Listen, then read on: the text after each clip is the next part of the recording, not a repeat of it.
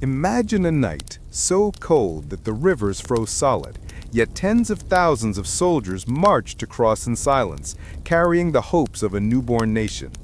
Imagine a time when the world's greatest empire believed it could crush a rebellion with ease. Yet out of hunger, frostbite, and sheer defiance, ordinary farmers and blacksmiths rewrote history. This is not fiction. This is the astonishing true story of how America was born. In the middle of the 18th century, the world was divided by empires. Britain ruled the seas, France clung to its colonies, Spain still claimed vast territories, and native nations across the Americas struggled to defend lands their ancestors had held for centuries. For most American colonists, life was a paradox. They were subjects of the most powerful empire in the world, yet they lived thousands of miles from the king who claimed their loyalty. On the surface, the colonies prospered. Boston's wharves buzzed with trade, Philadelphia's streets echoed with new ideas, and Virginia's tobacco plantations poured wealth into Europe.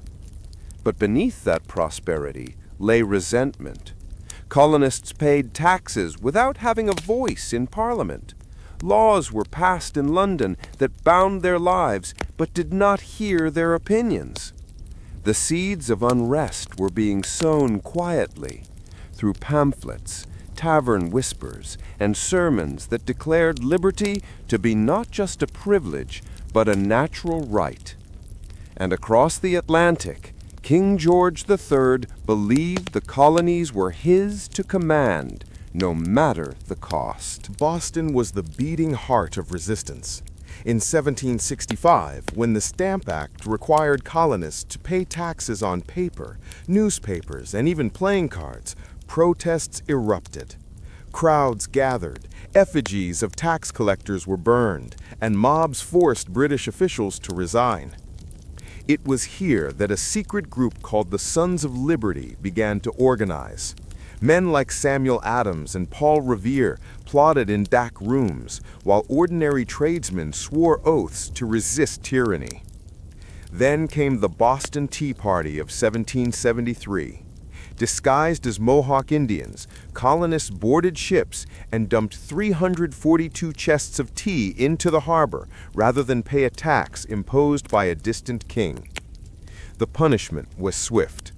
Parliament passed the Coercive Acts, closing Boston's port and placing Massachusetts under military rule. Far from crushing rebellion, this only spread it. Colonists from New York, Virginia, and Pennsylvania rallied in support of Boston. The American colonies were beginning to see themselves not just as subjects of Britain, but as one people with a common cause.